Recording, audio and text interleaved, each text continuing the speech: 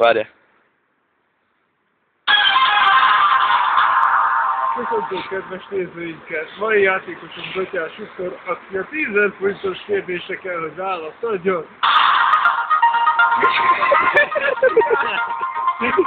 A kérdés pedig így hangzik.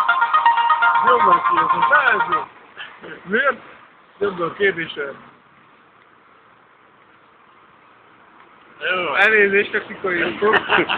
Körünk fordít. Miért fáj a nyaka Viktor? A headbang miatt? Vagy mert hülye? Vagy így született? Vagy a kordik miatt? Telefonos segítség. Telefonos segítség. Oké.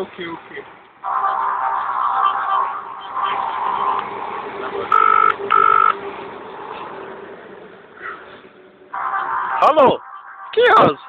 Szia, én vagyok az Viktor, itt vagyok a legyereniskéről vagyok, hát figyelj már! De várjál ma! Várjál! Gyorsan!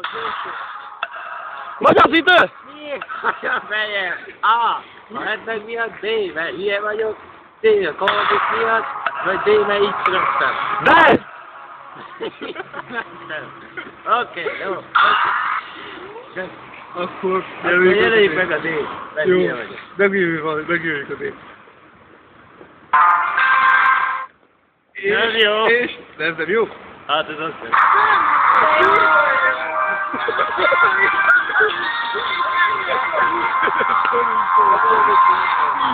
Jó van.